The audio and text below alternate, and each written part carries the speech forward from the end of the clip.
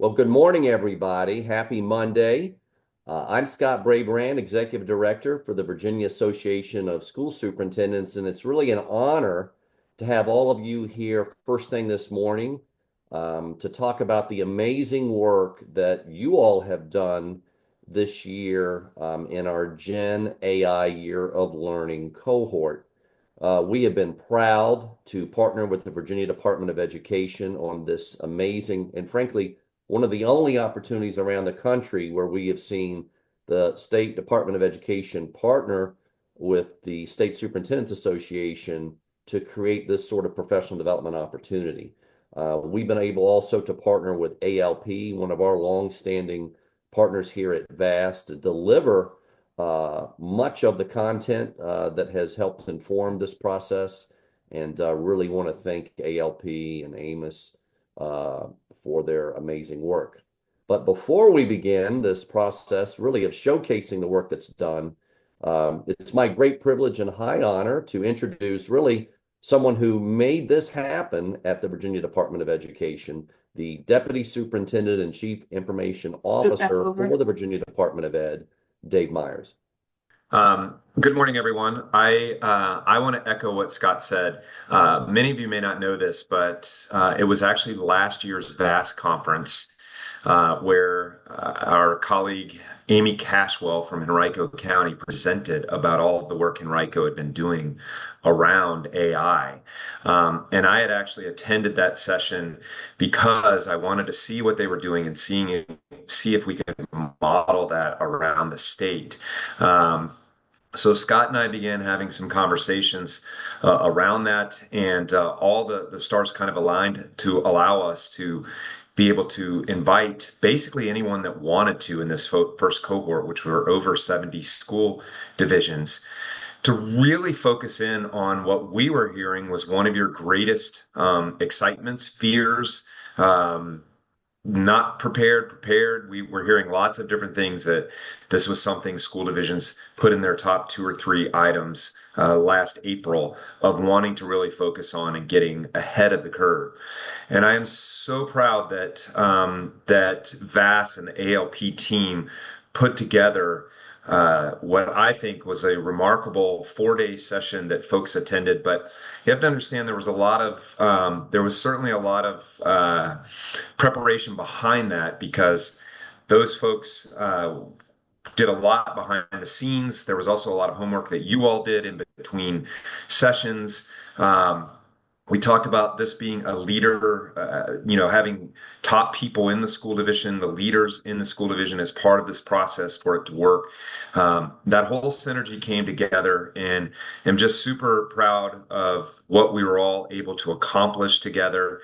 And I really do believe that there are 70 plus school divisions that I know of, and I'm sure there are others that are not part of the cohort, but that I know have some really good groundwork done around the work in generative AI and have started building those policies and looking at the professional learning and just how you're going to try to stay ahead of, or at least alongside of, this ever-changing technology in this new world we're living in with generative AI. So, with that said, I just want to thank the school divisions for taking this opportunity because it really was a lot of work. I understand, and I hope everyone really gained something from it and feels more prepared after this opportunity. So again, thank you to ALP and to VAS for taking this on and really making something great out of it. So I appreciate that, and I'll turn it back over to you all, VAS. Well, fantastic. Amy, I think we're going to hear now from our great partners with ALP. Is that right? That's correct. So we're going to turn it over to Amos Fudcheck, the founder and president of Advanced Learning Partnership. So Amos, we'll turn it over to you. Thank you, Amy. Thank you, everyone who prioritized time this morning to be together in celebration of some pretty impressive achievements across the Commonwealth.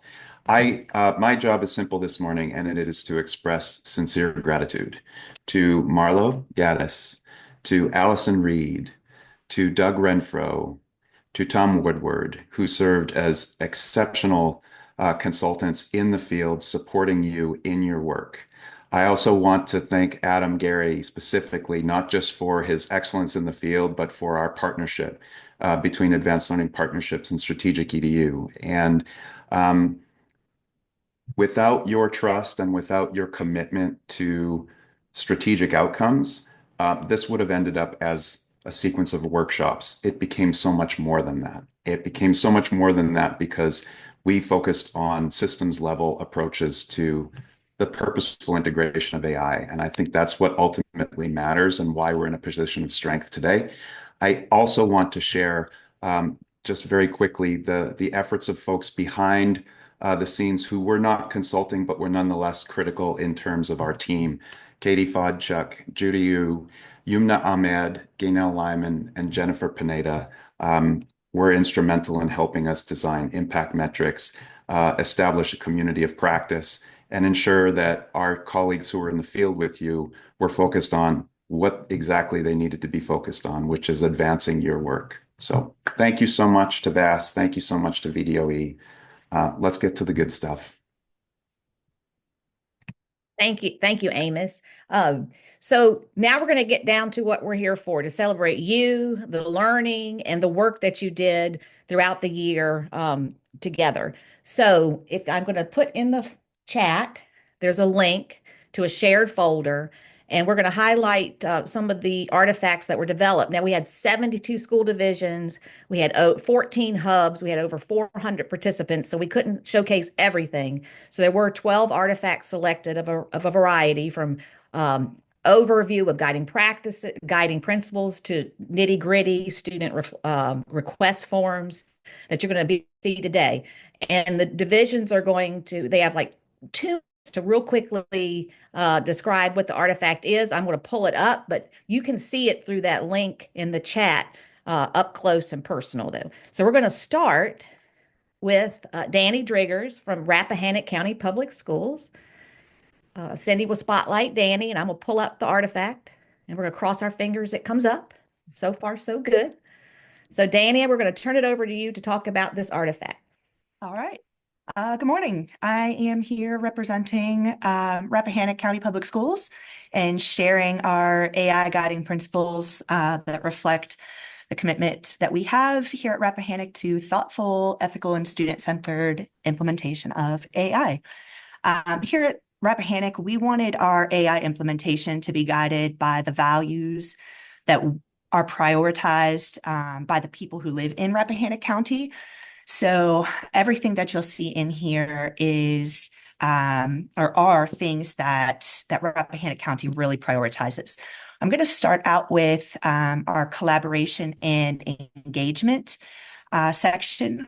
Here in Rappahannock, we believe that successful AI is going to start with an open dialogue between the school and the community. We want to bring together educators, families, the wider community to ensure that we have diverse perspectives shaping how we're going to move forward with our implementation of AI. Secondly, we've got some transparency so that AI isn't feeling sort of mysterious or out of reach to students, teachers, and the community. Our goal here is for students, staff, and families to really understand how the systems are working and how decisions are being made at the school division, guiding our AI principles. We have equity and inclusivity, which are kind of central to our guiding principles. We're committed to using AI to support all learners, regardless of background or ability, and provide fair and personalized learning experiences to all of our students. Just as important, we have our teaching and well-being section. AI has to enhance and not replace human connection in classrooms. And we want to make sure that the community at large really understands that we're not trying to replace teachers. We are trying to enhance what teachers are doing in the classroom.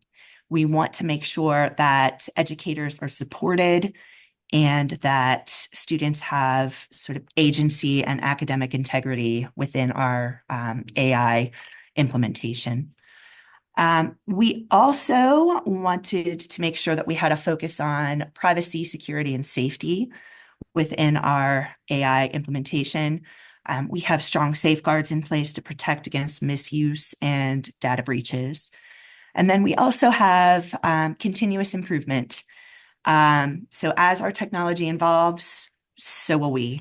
We will be regularly assessing and adjusting our tools to make sure that we are serving our teachers, our community, and our students better. So all in all, here at Rappahannock, our approach to AI is going to reflect our values, thoughtful, inclusive, and always centered on student growth. Thank you. Thank you, Danny. And you went first. You did an amazing job. Again, you can find these documents in the shared folder, the links in the chat. Now we're going to turn to our our story, the AI story exemplars. We have 2 school divisions we're highlighting for this. And we're going to start with Norfolk City Public Schools. We have Jesse Zamora and Leon Edwards to present. I know Dr. Birdsong is in the room there with them. So welcome. And we'll turn it over to Norfolk. All right. Good morning, everyone. Thank you for the opportunity to present Norfolk Public Schools District AI Story, our artificial intelligence guide to navigating an AI world. My name is Jesse Zamora, the Senior Director of Information Technology. Co-presenting with me today, we have Dr. Leon Edwards, the Senior Coordinator of Instructional Technology and Virtual Learning. Today, we'll explore how we're preparing every MPS student for success in school year 2025 and beyond. Next page. On this page, we want to emphasize that Norfolk Public Schools is building foundation to help our students shape their future through human and machine collaboration, empathy, and critical thinking. This guide reflects our commitment to helping students become thoughtful, capable users of AI, to be ready to use it ethically and responsibly.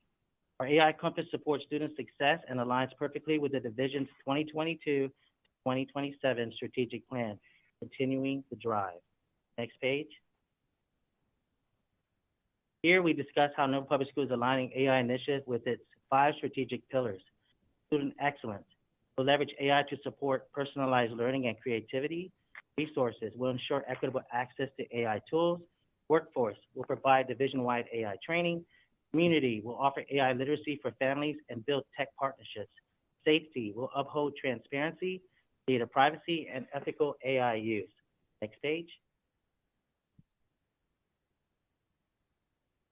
Here we'll outline AI in education overview and division-wide AI guidelines. MPS recognizes that AI is advancing rapidly and how it is important for education to evolve. We want to stress the importance that AI isn't just about technology, it's about responsibility, equity, and empathy. Our AI guidelines align with our core values. Our AI guidelines will also ensure equitable access to AI while addressing bias and data privacy concerns. These principles will guide all AI implementations in our schools. Next page. Norfolk Public Schools is committed to integrating AI with integrity. We're ensuring AI literacy for students and teachers through training and professional development. Equitable access is a priority with AI tools supporting all learners. Transparency is key. AI decisions will be communicated clearly to all stakeholders. To uphold academic integrity, we're redesigning assessments, training teachers to guide ethical AI use, and establishing an honor code requiring students to cite AI contributions. Our focus is responsible AI use that enhances, not replaces, learning. Next page.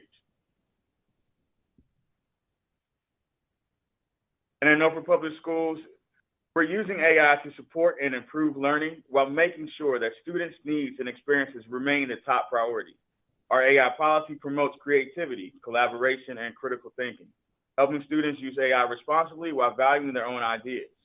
We're also prioritizing AI literacy by training students, staff, and families on its ethical use in real-world applications. Through workshops, forums, and partnerships with universities and technology companies, we're building trust, transparency, and opportunities for students. Our goal is to prepare them for a future where AI is a tool that enhances learning, not a replacement for human insight. Next page. Norfolk Public Schools is committed to being a people-first, AI-enhanced district, putting students, staff, and families at the center of AI initiatives. We are continuously reviewing our AI policies to ensure safety, transparency, and ethical use. AI tools must be district approved. Student data is strictly protected, and AI surveillance is regulated for privacy. By fostering a culture of understanding, adaptability, and equity, we empower our community to navigate an AI-driven future responsibly. We aim to ensure AI enhances education while upholding our core values of integrity, collaboration, and security. Next page. Norfolk Public Schools is advancing AI-driven education through personalized learning, AI ethics, and real-world capstone projects. AI tools adapt to student needs, closing learning gaps while challenging advanced learners. We're integrating AI ethics into the curriculum to teach responsible AI use and societal impact. To track progress, we use AI dashboards to monitor student achievement and resource equity. Our long-term vision is to prepare graduates with AI literacy, critical thinking, and collaboration skills, ensuring they thrive in an AI-powered future. In closing, AI isn't just the future, it's already reshaping our world. Norfolk Public Schools, we're empowering students to lead it with vision, integrity, and purpose. Thank you. Thank you, Norfolk Public Schools. That's an excellent example of the AI story. And we're now going to hear from Prince Edward Schools. They have a whole team with us. Hey, good morning. Can you hear me? I can hear you. Great. Well, good morning, everyone. Share what our team has done with their generative AI guide. As we continue to adapt to this rapidly changing land space, we know that AI will play a pivotal role in the way that we prepare our students for success in the future. The overarching goal behind this document that we are presenting to you today is to create a comprehensive, user-friendly document, sort of our own story, our generative AI guide. Our guide does more than just introduce and define what artificial intelligence is. We wanted this guide to serve as a resource hub for our entire school community, including our staff, our students, and our broader stakeholders. It was essential for us that this document be meaningful and accessible, providing a tailored experience to each group so everyone has a clear understanding of what AI is, how it will be integrated into the curriculum, why it is vital for our students, and where they can go to get the resources that they need. So over the past several months, our team has embarked on a comprehensive effort to develop new policies, frameworks, curriculum guides, vendor communication, rubrics, resource materials for our teachers and our staff. And it's all in this one guide, one resource hub. So we're thrilled to announce that these materials will be rolled out in the upcoming school year. And we want to set the stage for a more broader, encompassing educational experience. You know, these initiatives are just not a reflection of our commitment to push forward, but we would like to be at the tip of the spear with AI, because this is a strategic effort to ensure that our school system is equipped with the tools and knowledge needed to efficiently implement and teach AI across all grade levels. And if we kind of look through the document, we have with this page is the information for students, and we have the links, we have their pathways, we have the resources, and we have it for our teachers, and the next section will be for the stakeholders. And if we keep going down, we have even, well, more links and resources. Thank you very much. Anyone else on our team would like to add anything else?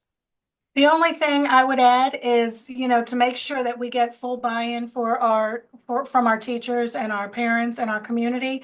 We have a branding kit that we use for everything. So we thought it was really important that we keep to that branding kit with our signature colors and our eagle. And that we think will really help, so that it kind of just helps bring our family together when we look at any print material that we present to everyone. Well, thank you, Prince Edward. And both documents, well, all three artifacts we have seen are really designed so well. They're eye-catching, so great information. Okay, next we're going to move to an example of a vendor letter. And we have Dr. Clint Mitchell, the superintendent of Spotsylvania, to share that with us. Good morning, everyone. Hopefully you can hear me. The intent of our event, well, before I start, let me first thank my team who worked on this during their work with Adam. Thank you all for all of your work on this project. The vendor letter is really an opportunity for us to work with potential vendors to integrate Gen AI tools with a focus on compliance and ethical standards. There are 8 areas that we focused on. The first one is really, it came about because we've heard from a lot of parents their concerns about, kids using it, make sure that we protect kids' privacy and rights. So the first part of the letter focuses on notice of intent prior to really, integrating Gen AI products in our school division. Then we kind of went ahead and we focused on the details of the integration. Just try to have a comprehensive explanation on how Gen AI will be utilized with solutions, including its purpose in our schools.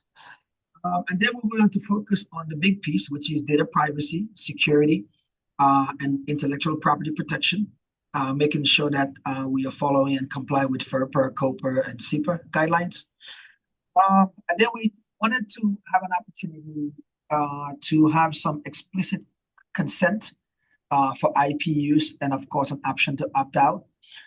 We created an opt-out mechanism to allow easy and accessible opt-out options for students and parents. We wanted to really focus on data retention policy as we implement different products and tools in our schools. We wanted to make sure that we have an opportunity that if indeed there are some concerns around transparency and alignment of legal standards, that we were following that. We also focus on privacy impact, the PIAs, expecting PIAs to be conducted and identifying and addressing any potential risk with regard to student data.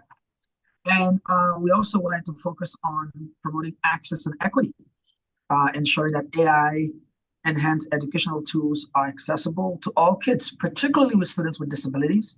That is something that, as I meet with my advisory council group of parents and teachers, they have talked about quite a bit of making sure that all students, particularly students with disabilities, have access to those tools.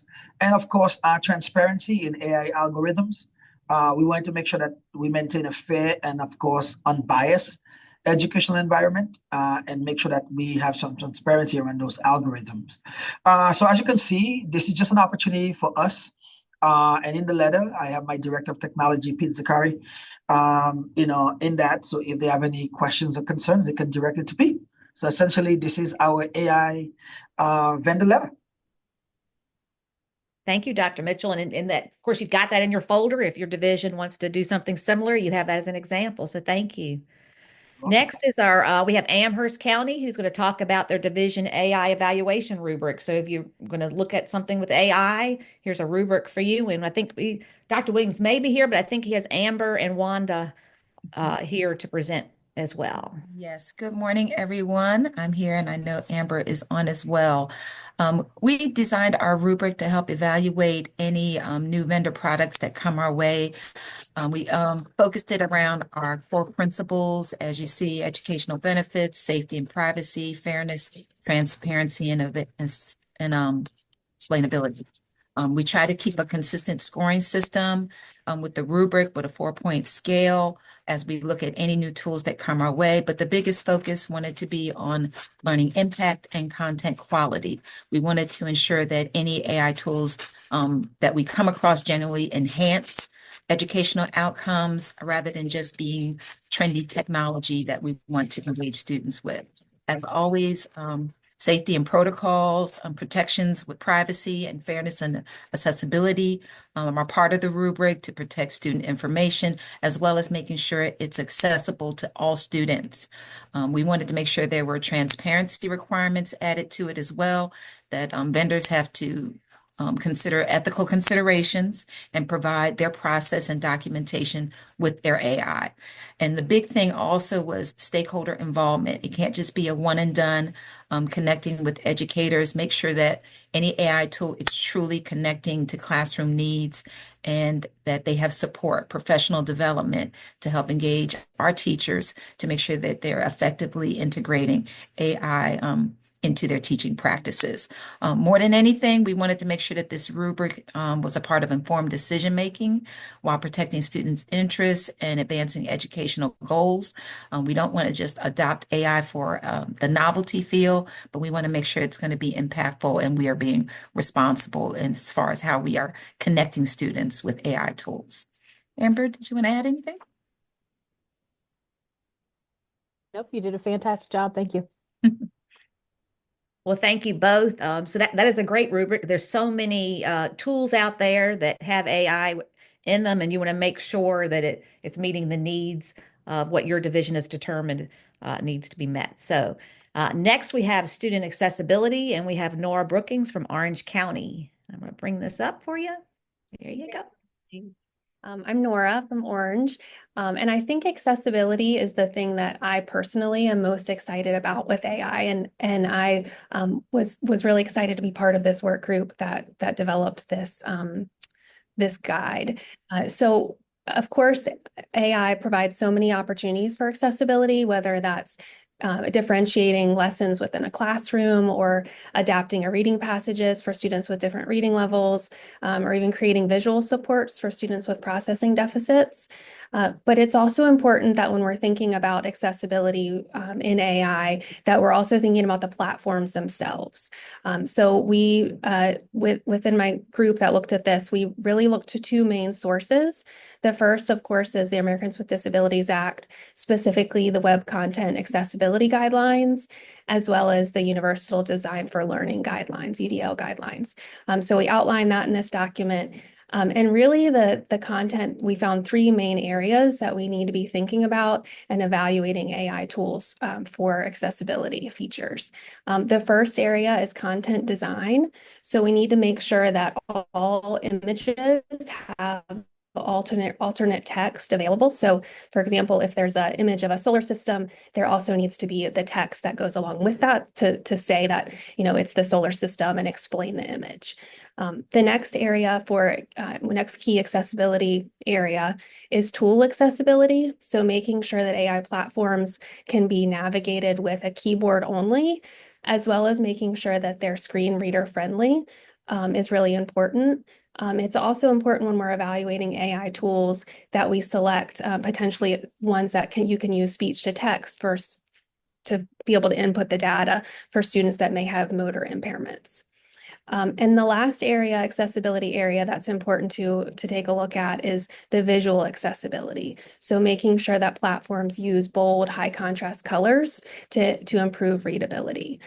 So by looking at those three main areas, we can ensure that AI tools meet accessibility guidelines and that they're available for all students in order to help all of our students engage with online learning materials and AI tools.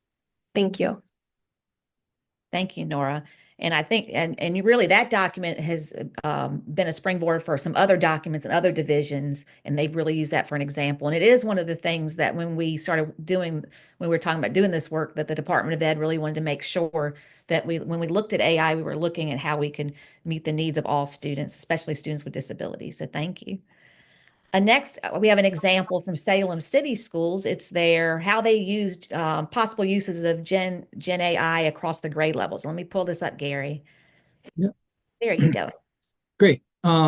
So this document really kind of had its origins in work that we started about 2 school years ago, where I basically brought together a group of folks at our high school and said, this AI thing is going to be a deal.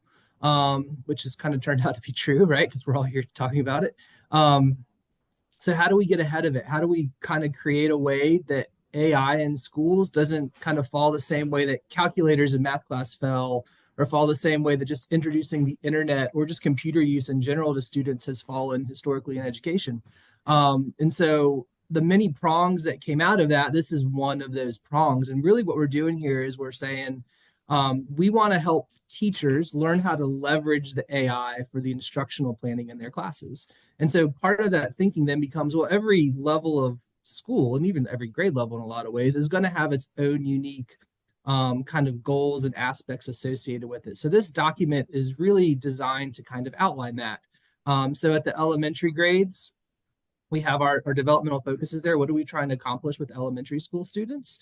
And what are some of the like considerations as we're learning to use AI to meet those needs that you can really use the AI to help you hit these planning features really well. And the hope is that by doing this, we're going to free up some teacher time by using the AI to create more content, more materials that are higher level in a faster amount of time so they can focus on some of these other things that are big time consumers, like differentiated instruction and making separate plans for individual students to meet those needs. So you see that at the elementary level. As we get down to middle school, again, the shift changes. Now we're trying to get kids interested in thinking about like work and the way that their academics is going to kind of connect to things that they're going to do when they're done with school, just making school a lot more engaging and meaningful. And so again, we have that developmental focus listed there along with some of the considerations for when you're making things with AI. Let's just not make it a better worksheet tool. Let's make it a holistic approach to thinking about how we can develop better instructional materials in a faster way. And then to wrap it up, almost is our high school level. At the high school level, again, we're now talking about kids that are getting ready to go on from the K-12 world to their world of post-secondary ed, careers, military, whatever thing they're going to go do next. So again, how can we help teachers get those ideas kind of ingrained through their work in the classroom so that kids are better prepared for what comes next? The last section that we have, scroll down one more. The last section that we have is just some big across the grade level considerations. This kind of reflects what Ms. Brooking was mentioning before as well. So we just put it on there again to give teachers that mental framework of when I'm using AI to develop stuff, how should you be thinking about this to create good things for your students? So thank you. Thank you, Gary. And next, we have Stafford County. We've got Marcy, and I thought I saw Dr. Smith also just come in. So they're going to talk about their document on AI labeling. Yes. Well, good morning, everyone. I definitely want to recognize Dr. Smith. I know we're probably joining from different places today because we're on spring break, and also want to thank our team that was a part of this very important and pivotal work for us as a school division. So we took the time to create an allowable AI usage rubric. Of course, as we have all done, we began at a very high level with our guiding principles for our work with AI, but we thought it was very important to be thoughtful about the point at which students would interface with AI, which would be in the classroom with their teachers, and what that would look like. And so we wanted to simplify the communication between teachers and students and also with parents in terms of what the level of usage would look like for lessons, assessments, and other classwork that students may engage in. And so you can see here, we went with our robots here just to, again, make the connection with technology. And it was very important for us to use very simple language so that this rubric could be used across all grade levels. And so we go from no AI usage all the way to AI intensive projects, describing the work that students would be engaged in, and then helping students understand how they would describe their work and using the language and understanding the connection and the connectivity, between their work and the integration of AI. We also thought it was important to talk about citations because that's a big concern, I think, of teachers everywhere is plagiarism and how AI can be used appropriately and still give credibility to student work. The next piece that we developed is a student AI use request form. We know that students are engaging with AI outside of the classroom. They are personally exploring AI. And so we want to give them a tool that they could use to communicate with their teachers when they thought that AI may be appropriate. If the teacher in their planning process may not have seen a window to utilize AI. And so again, our goal is to open up the channels of communication regarding AI between teachers, students, and parents in a way that has an instructional focus, but also allows students to explore. And that's it. Thank you. Thank you, Marcy. Appreciate it. Okay, so now we have been talking, we started big with guiding principles and then the AI story, vendor letters, how do you evaluate different AI tools? We've gone to how to use AI across grade levels and how to make sure students can be accessible, how it's accessible to students. Now we're going to look at some AI series that have been developed, and we have Jacqueline Firster and we have Brian Stockton with us to talk about the series that they have. Yes, good morning. Thank you. Brian and I are here to talk about this tool that we have. I'm so excited to share one of the things that we've developed for our instructional and non-instructional staff. We decided early on that this year we would really be dedicating to getting our staff on board with generative AI. So we started by creating a self-paced APS Gen AI 101 course series. Our team worked cross-departmentally to bring our generative AI initiative to life. Brian, here on this call with me, is our chief of staff. He works in the superintendent's office and created an opportunity for the collaboration between multiple departments in APS, our academics office, IT, our DEI department, professional learning, safety and security. All the people came together in order to put this work in place. The APS Gen AI 101 course is a Canvas course series. It's designed to provide a comprehensive introduction to generative AI at a pace that was able to be determined by each staff member, because we know how overloaded they already are. The objective of the series is to help staff achieve a deeper understanding and practical application of AI in their roles as their role applies to them, not just for teachers, but for instructional and non-instructional staff. The course is divided into 3 parts: establish, explore, and engage. Each part focuses on different phases of learning and mastery. In part 1, a foundational level of understanding of generative AI is provided, covering the basics and essential concepts to ensure that all staff have a solid grounding in the AI principles. Part 2 is more of a deep dive into safety and security aspects of AI, and also includes advanced prompting strategies to help staff effectively utilize the tools and technologies that we have available for them. Especially as we moved into a pilot that we have all teachers in all schools involved in this year. And the final course in the series is focused on discovering specific pathways built for both instructional and non-instructional staff development. It aims to tailor the learning experience to the unique needs and roles of the different staff members, focusing on whether they're in the classroom or could be IT, could be office staff, whoever, so that it applies to everyone. We're also really proud to offer a motivating micro-credentialing for the staff who complete all 3 courses. Those who take the time to earn the APS Certified Gen AI Educator digital badge are able to showcase their expertise and commitment to innovation to other people in the district. So we're really excited about that. And as we prepare for the year of empowered learning next year, where we're going to bring in students to the equation more heavily, we really aim to equip our teachers with the skills and knowledge to leverage those AI tools effectively in the classrooms. So we're already seeing a positive impact that the program is having on our district, and we're excited to see where it goes. Well, thank you. And look at those amazing graphics on there too. I mean, it's just great. Thank you. Next, we have Alexandria City. We have Dr. Melanie K. Wyatt and Emily Dillard. They also have a course overview. And I need to know from you all, you want me to press play on this?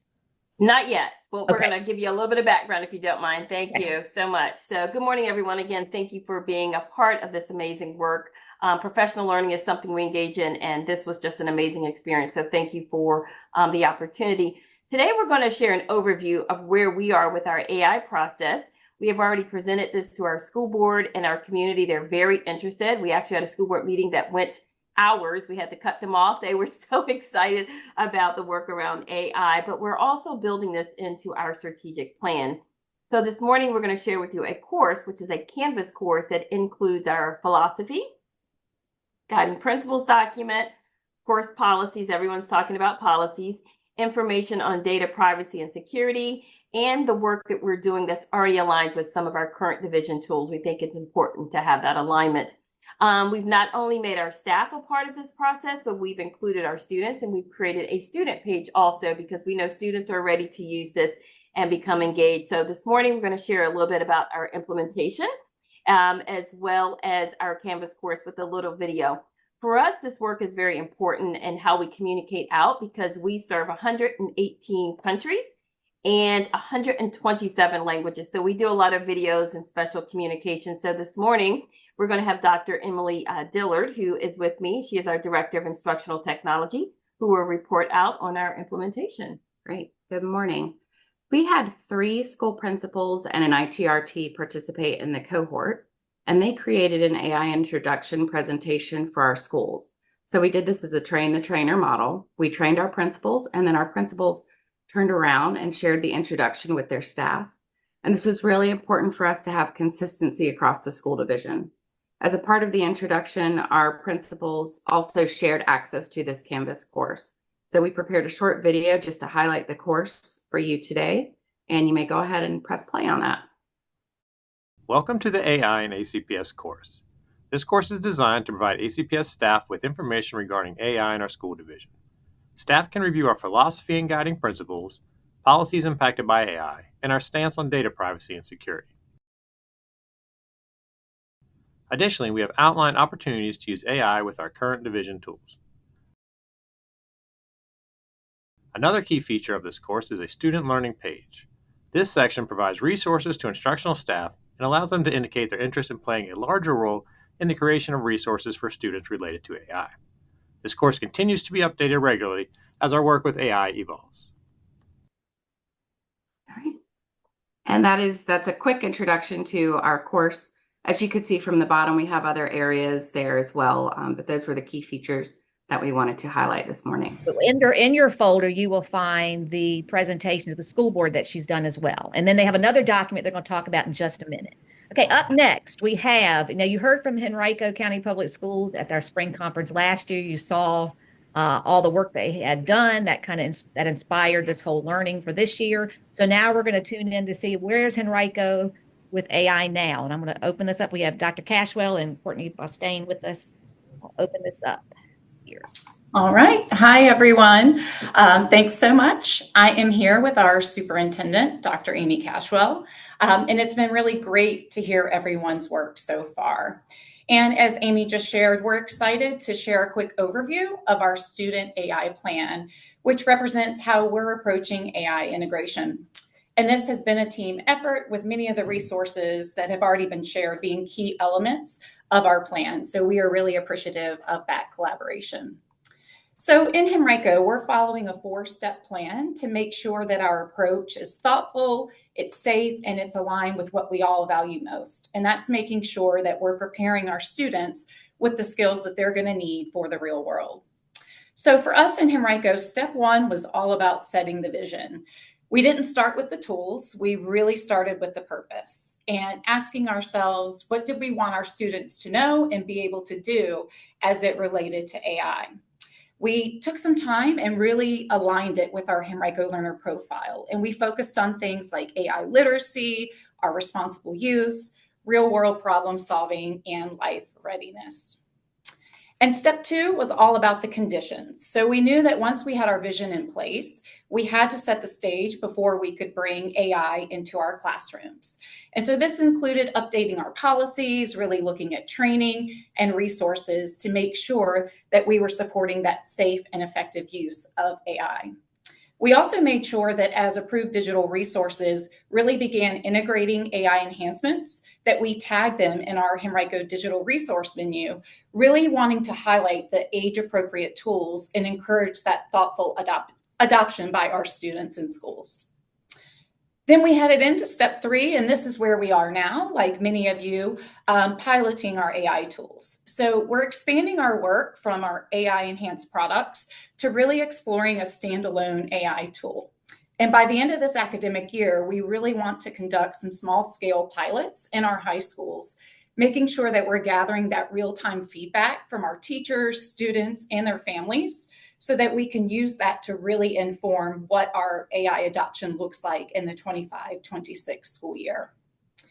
And step 4 is going to be all about scaling and sustaining. So this is what we are working up to. And as we look ahead, it really means for us expanding that access thoughtfully, making sure we're growing our AI literacy across grade levels, and making sure we continue to provide that ongoing PL for our staff.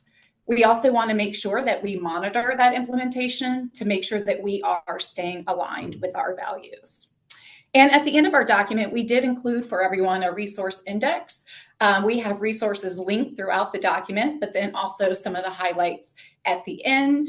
And Dr. Cashwell and I wanted to sincerely thank the cohort and our amazing HCPS team that's on the call today. The collaboration and idea sharing and support has been instrumental in what we were able to share with you today. So we really appreciate your support and continued commitment to innovation and our students. Thank you.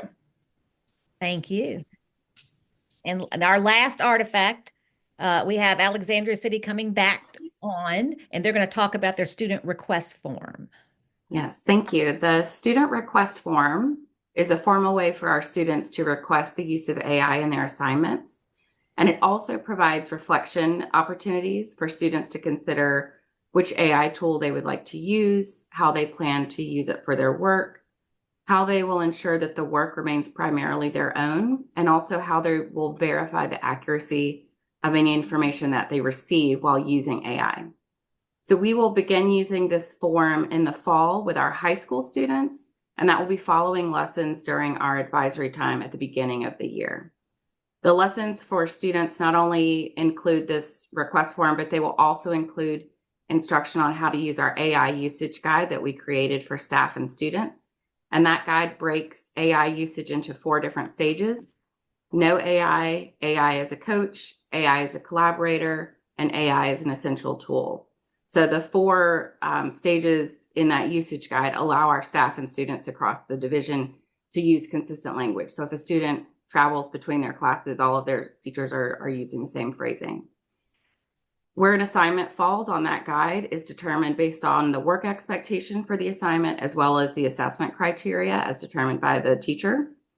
And these resources that we've created have gone through multiple feedback cycles with instructional staff. And at this time, we've included over 200 staff members in our work to ensure that it meets the needs of our ACPS community. Well, thank you. So, believe it or not, I didn't know if we were going to be able to accomplish it, but we have been able to get all those artifacts in the time frame. I do want to just say that all the school divisions that participated had wonderful products. I'm sorry we couldn't highlight them all. We just chose a variety across the different types of products, but we do have maybe we can open up for, does anyone have any questions regarding the products you saw? Well, Amy, I just want to say real quickly, I mean, I'm so excited. This is one of those where in 45 minutes I saw 15 things I want to take back and use or share with another division or at our next VAST conference. I'm sure that's how people feel here. And it's just exciting to see the outcomes and output that have been made. I couldn't be more excited about this, and again, just thanks everyone to it. But are there any questions? I might have one just to warm it up. 2 things actually, one for Adam and one for Dave Myers. Adam, we saw the stuff about the vendor letters and data privacy opt-out. Can you share just broadly where that's evolving and what school districts should be thinking about, Adam, with that? And then the other question for Dave, and then we'll see if there's anything else. Dave, Henrico's approved list of tools, do you see anything from VDOE coming out that would sort of replicate that? Because we're going to have some of our smaller divisions that may not have just the staff to go through all of those AI tools. So one for Adam, one for Dave, and we'll see if there's additional questions. Sure, yeah. All right. So the reality is that this is sort of evolving because we kind of started out looking at enterprise tools, right? And now what's happening is these divisions are getting a lot of companies that are calling on them to say, hey, we got this AI tool that you should be looking at. And so they won't send these letters out, but what they can do is use this as kind of an opening salvo to say, okay, before we invite you in to share, we'd like for you to kind of answer a couple of things around transparency, around privacy. And so again, as we built this, it wasn't a thing to send out to every single partner that you have, right? It was really for enterprise, but we do see the evolution here for most of the companies that are coming forward for them to use this as a communication tool. And Adam, do you think most of the companies will be able to meet this criteria, especially like opt-out? I know that's a buzz thing now for several parents in some communities about the use of data. Do you think it's something they're going to be able to do, or is that still, you think, going to be a challenge for several of the AI folks to do or to be determined? The ones that have been around for a while should be able to do this. And if they're not willing, that's why we built guiding principles. So school divisions have that to rely on to say, okay, well, if they're not being transparent or they're not following data privacy, maybe this is a company we need to rethink. And for new ed tech companies, a lot of times, and I know the superintendents on the call would agree with this, they're kind of educating these companies on how do you even sell into K-12 and telling them what to do. So many of them might not be able to at the beginning, but if they're serious about selling into this market, they're going to figure out that that's something they're going to have to do. Okay. Yeah, Scott, I will tell you this is probably at the top of the list every time we meet with school divisions and various folks across the state. We do have an AI advisory that Calypso Gilstrap and I work with right now that have a couple more meetings remaining on it. And I would say that's probably their top two that they're asking for. It is really challenging anytime the state gets asked to put together kind of a vendor list, so to speak. There's a lot of challenges with the state doing that and procurement and all those kinds of things. But what I will tell you is that Calypso and Diane Carnahan, who's our Chief Information Security Officer, that our divisions work with quite a bit, they are working on guiding principles, as Adam just said. But it was more around a security side of here are the things that they must have. I'm also working with Calypso and Diane on a list of all of these different instructional materials, a lot of it using AI that school divisions are purchasing that are on approved lists from the state. We're now working more comprehensively to make sure everybody knows exactly what security and interoperability parameters that these vendors have. So I don't have an exact, I can't tell you in 2 months there's going to be this awesome list that you can just go and procure from. That I don't know that that's going to happen, but we are working on quite a few guiding principles, and I would love to see some kind of approved vendor list, but I don't know if that's going to happen in the near future. Well, I appreciate the candor. And Amy, let's see, anybody else with questions? I just wanted to put those two out there to warm everything up, and let's see if there are other questions or thoughts. I had a quick question. So at a recent instructional team meeting in Louisiana County Public Schools, at Kenny Bounds, Louisiana County Public Schools, we were discussing actually developing some of those training modules that were showcased here today. A lot of work and energy obviously goes into those, and what was shared looks awesome. So I'm excited to dig into those some more. Question for our VDOE folks. I know sometimes, there are required VDOE training modules. Is there any kind of thought process that might be coming on just to not do work twice, if that makes sense? Like, if the Department of Education is looking at some teacher training modules around AI that is going to be required at the beginning of the school year, has there been any talk of that or any inertia in that direction? Good question, Kenny. Most of the things that are required trainings generally come from some type of legislation or some other type of board of education regulation or something like that. So right now, there is not specific training that the DOE has to provide around AI. I think this was our big push was to try to get school divisions to be able to create quite a bit of their own type of things. But so right now, to answer your question in short, there isn't anything on the immediate horizon around that. We're looking for innovators like you still. Thank you. Are there others with questions? One thing I can tell you is we have been so excited with this partnership, and we have no announcements to make today, but I continue to believe that this kind of collaboration is a best practice model for Virginia and frankly for the rest of the country. And we're going to continue to explore ways to continue to lean into AI. It's not going away. It's getting more and more integrated actually as we speak. And so we need to continue to be proactive with the work that we're doing and our schools. And we'll continue to work with all of you and bring you any additional announcements at our spring conference or over the summer. And yeah, and I'll just say that we, if you want to dig more into those artifacts, you have the shared folder. Also, most of these presentations will be at a gallery walk at the spring conference. That way, if you're a superintendent, you're going to be at the conference, you want to delve deeper and ask more questions. These divisions will be at a gallery walk on that Tuesday. And just thank everyone. Thank you to ALP for the expertise and the process and the information. And thanks Cindy for helping get all the logistics. And Dave, thank you for the funding to make this work, make this happen. And I hope it lived up to what DOE expected. So thank you. 110%. Thank you, everybody.